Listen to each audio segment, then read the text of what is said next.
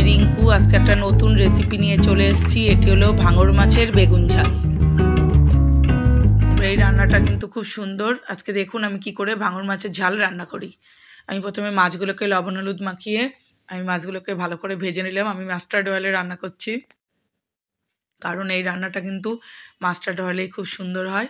আর এই মাছটা কিন্তু খুব সুন্দর খেতে, ভীষণ ভালো লাগে। আপনারা এই রান্নাটা করে দেখবেন কেমন হয়, আমার পদ্ধতিতে করবেন। যদি ভালো লাগে তাহলে চ্যানেলটাকে সাবস্ক্রাইব করে আমার পাশে থাকবেন, আর রান্নাটাকে লাইক কমেন্ট এবং শেয়ার করবেন। মাছগুলোকে ভেজে আমি প্রত্যেকটা মাছ তুলে নিচ্ছি। আর মাছ সবসময় ভাজার সময় প্রথম ব্যাচে অল্প মাছ দেবেন, তারপরের ব্যাচে একটু বেশি দেবেন। এইভাবে মাছ ভাজতে কিন্তু মাছ কড়ার সাথে লেগে থাকবেন, এটা কিন্তু একটা কুকিং টিপস।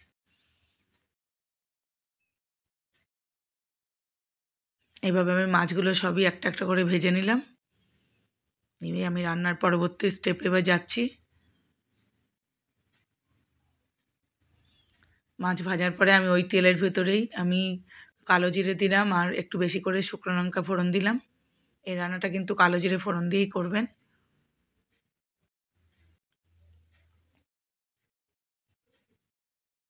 এবার আমি আদা আর তার সঙ্গে টমেটো দুটো আর আদা, এটা আমি হচ্ছে আর একটা পেঁয়াজ আমি মিক্সিতে পেস্ট করেছি, ওটা দিয়ে দিলাম। আর একটু চিনি লবণ দিয়ে আর একটু হলুদ দিয়ে আমি এটাকে ভালো করে কষবো।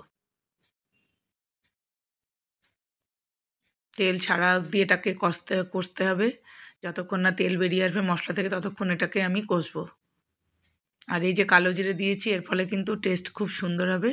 আর কালো জিরে কিন্তু আমাদের শরীরের জন্য ভীষণ ভালো। মোটামুটি দেখুন এই যে আমার কষা হয়ে গেছে, কালারটা এরকমই আসবে।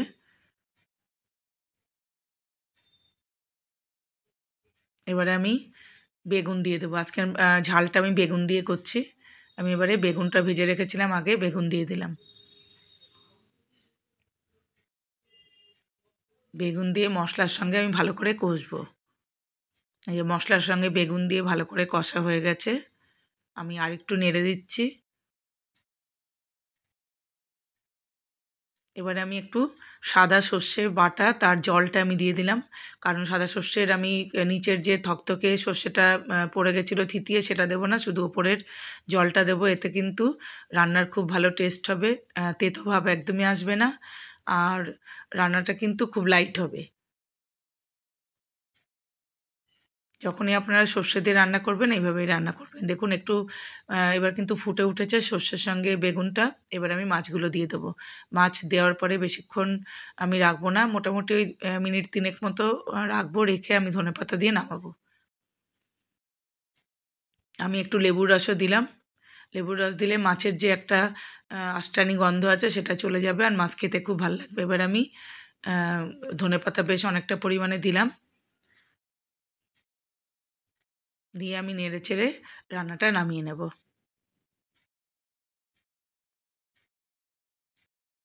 রান্নাটা ভীষণ সুন্দর খেতে, এই মাছটা খুব ভালো। আপনারা রান্নাটা করে আমাকে কমেন্ট করে জানাবেন রান্নাটা কেমন হয়েছে। আপনাদের ভিডিওটা এতক্ষণ দেখার জন্য অনেক অনেক ধন্যবাদ। দেখুন মাছটা এখনই কালার কত সুন্দর এসছে, আর খেতেও কিন্তু সেই রকমই সুস্বাদু। আমার মাছটা রান্না হয়ে গেছে, দেখুন আমি সার্ভ করে দিয়েছি, কত সুন্দর কালার এসছে। আপনারা অবশ্যই রান্নাটা করবেন। আর আপনাদের ভিডিওটা এতক্ষণ দেখার জন্য অনেক অনেক ধন্যবাদ। আপনারা সবাই সুস্থ থাকবেন, ভালো থাকবেন।